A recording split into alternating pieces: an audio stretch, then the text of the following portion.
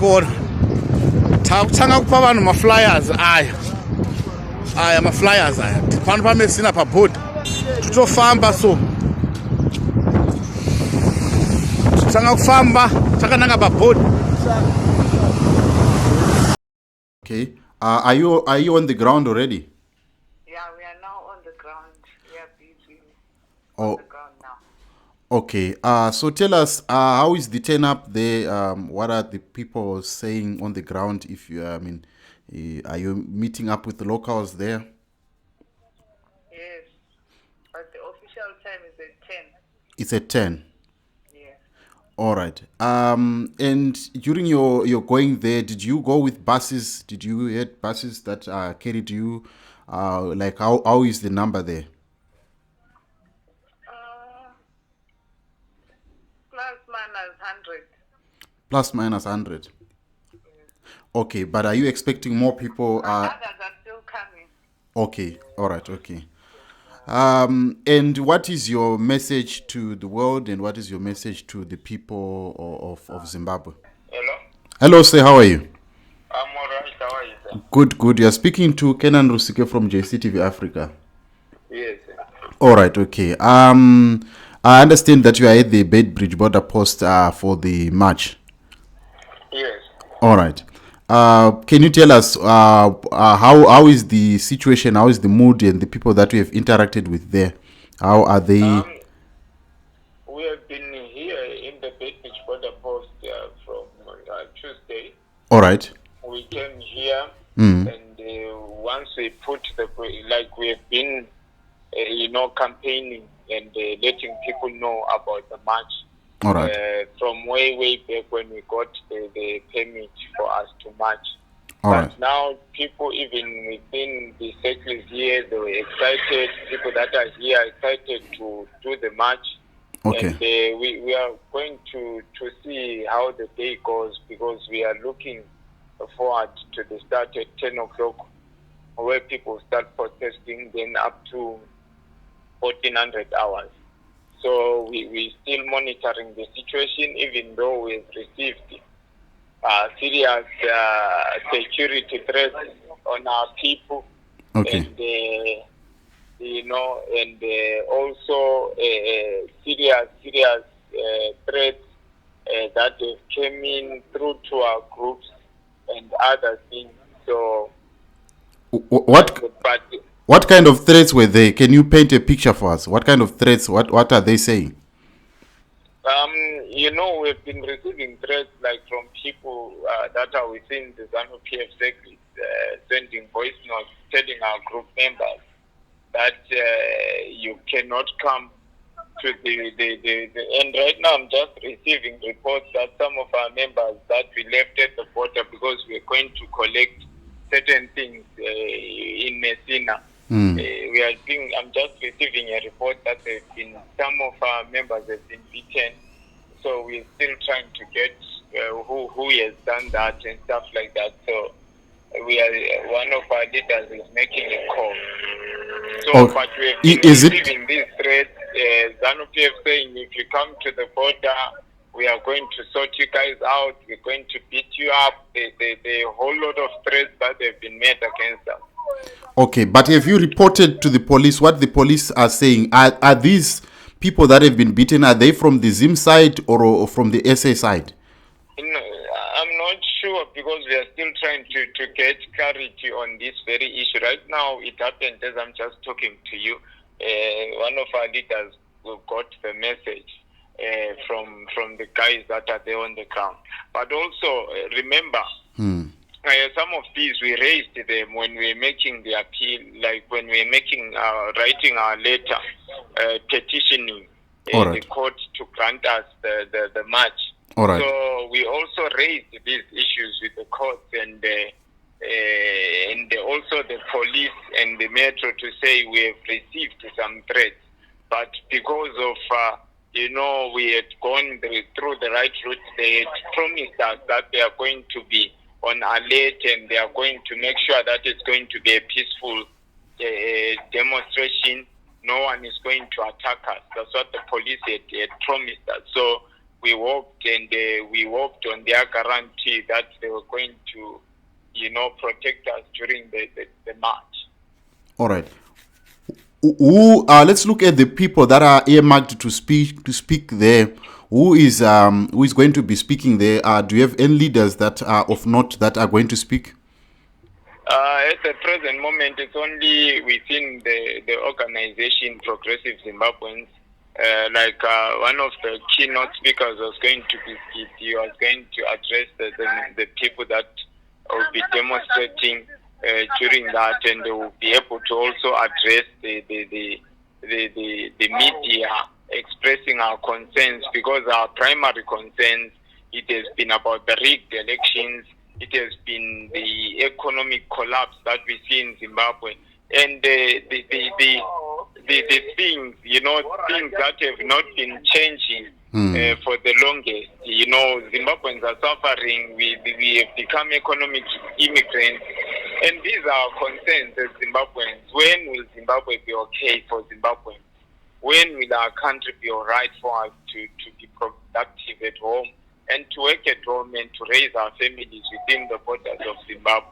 So these are some of the concerns that we're going to address the media about. All right. Definitely we'll stay in touch with you so that you keep us posted on what is happening. But in a nutshell, what is your message to SADC? And also, did you also had in contact with opposition leaders in South Africa? What did they offer their support? Maybe like opposition in EFF, Patriotic Alliance, or any other movements that are in South Africa? Did they offer any support to you guys? Yeah, we reached out. We reached out to so many of them, but we didn't get any positive response in terms of them responding to us. Like, we went to EFF trying to get an appointment with their leadership. But for almost a month, we still haven't gotten a response from them. They said you can email us, call us, do what. We did all that so that we engage with them. And we've also engaged with Operational Tudula, and they did respond to us that, you guys can go ahead, but when you are there, when you are done with the march on the 26th, can you come and let's have an official meeting where we will sit down, Progressive Zimbabweans and Operational Tutula, so that we can map a way forward. So we also reached out to Arise SA, and they were positive, that we're looking forward for engagement in later days after this match, because we only managed to get their contact later. But also, you asked a question about the issue of the SADC. What is our message to SADC? Our message is very clear to SADC, that a rigged election will always cause chaos in Zimbabwe. And, lawlessness will always cause economic refugees. And the main recipients of people fleeing Zimbabwe is the SADC community, your Zambia, your Botswana, your South Africa, Swaziland, your Mozambique. They've become the prime of economic refugees and political refugees. So it is high time they started addressing the root cause of immigration. And if they don't do that, Zimbabweans will continuously be flowing out of Zimbabwe into these countries. You look at a country like South Africa, already right now we are facing tensions within South Africa. They are fighting foreigners and saying to go back home because of the limited resources and the limited opportunities in the South African economy. And the contributor of immigrants, the major contributor of immigrants in SADC is Zimbabwe. So they need to address the Zimbabwean issue, because they will stand to cause conflict within their countries because of a Zimbabwean problem. So the SADC leadership needs to rise up and go and address the Zimbabwean issue. And it's a non-issue. It's not about sanctions. It's not about even any other country. It's about the leadership. once we solve the leadership crisis in Zimbabwe, because Zimbabwe has had leadership crisis for the longest, because as we speak today, Zimbabwe has had the leadership crisis for the longest. When you look at from the Mugabe era, even before the sanctions were there, the decisions that were made, you talk of what you call ESAP, you talk of Kukurahundi, that was before the sanctions were there, and already with the crisis of leadership in Zimbabwe. Look at Emerson Mnangagwa today. The first day he was, before he was even announced the president officially, when people went to vote in 2018, his first act as a leader of Zimbabwe, it was to kill people in the broad daylight, send an army to go and kill innocent civilians that were protesting. So we have a leadership crisis in Zimbabwe, and the SADC community needs to rise up and address the leadership crisis, and that is there in Zimbabwe. It's not about our laws that we have flawed laws, or it's not about our electoral systems. It is about the manipulation of our laws and the manipulation of even our electoral systems that is pushing away the investors, because they feel it's a banana republic. You look at our monetary policies that are changing every day. People have no confidence because leaders are failing to lead the country. So our message to SADC is they need to address the Zimbabwean Lokuzen crisis, leadership crisis, with immediate effect. Because if they don't address it now, they are going to carry the effect of the Zimbabwean crisis. Okay. Ngicela uthi fahla ngesindebele bhuti wami i-message yakho ku SADC and i-message yakho for abantu beZimbabwe. Ngiyabonga futhi. Into engiyitshoyo kubantu baseZimbabwe labantu lamazwe eSADC kubana uhlupho lweZimbabwe luhlupho lobukhokheli. And uhlupho lolu aluqalanga manje, ngoba uhlupho lolu kwaba yikwehluleka kweZANU PF ukubana ibe inhlangano eloqotho, inhlanganiso emekuhle ekhangela abakhokheli bawo ukuthi balohlonzini, ngoba uhlupho lolu oluseZimbabwe luhlupho lobukhokheli, and yilo benza ukubana uthola ukubana iSADC yesithwele umlando omkhulu woku-accommodate okuthwala abantu esingathi ngama-economic refugees ukuthi aze emazweni abo, and singakhanyela umumo obhekane labantu abase-South Africa njengamanje. Ama-South Africans akhala athi konkona abasatholi amathuba ngenxa yama-foreigners agcwele lapha. So i-message yami engiyifakayo ku-SADC kubana sokuyisikhathi sokubana amazwe eSADC aphakame a-addresse indaba yaseZimbabwe ngokuphazima, and bangadelay ngoba bona yibo abazathwala ubunzima babantu abasuke eZimbabwe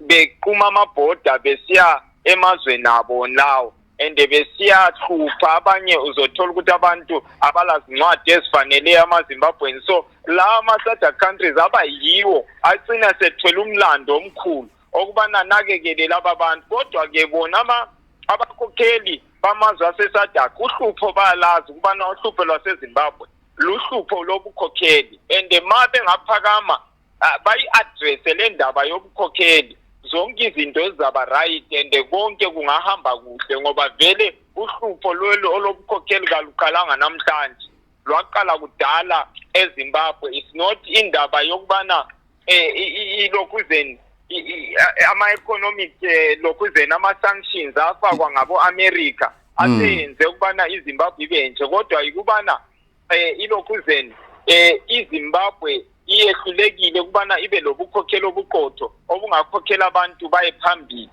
So ngithi kiba beSADC isikhathi ukubana basukume ba-addresse indaba yobukhokheli eZimbabwe. Kwesibili ngithi kubantu beZimbabwe so kuyisikhathi kubana abantu beZimbabwe baphakame baqalise uku-addressa i-situation yabo, bangavumi ukubana bafoswe, ukubana bavume lokho oku-emphozwa empilweni zabo ngabakhokheli abazifosayo ukubana bafuna ukubabusa. Ilanqala lapho bekwazi ukubana laba bakhokheli abangenanga ngendlela eqondileyo, ngoba ama-elections engazange ayenzwa ngendlela ehambelana nemithetho yaseZimbabwe. Njengoba kusithi ukubana lawa ma-elections ma-elections aqondileyo and lalo khethwa kulawa ma-elections akumelanga avunyelwe ngabantu beZimbabwe. So ngithi kuba bonke abantu beZimbabwe kasiphakameni iZimbabwe silungise nini ilizwe lethu. Ngiyabonga. Ngiyabonga kakhulu baba. Nginethemba ukuthi sizoxhumana maybe during the course of the day sizwe ukuthi kuhamba kanjani. Yeah, ngiyabonga mfowethu. All right. Thank you. Okay. Thank you. That was the leader in Jabulo at the Beitbridge border post, giving us an update on what is happening and the state of affairs. And we are hearing that some of the people, they've actually been beaten at the Beitbridge border post. But thank you so much for joining us. We will keep you posted on every development that is going to happen at the border. But from me, JCTV Africa, it's bye for now.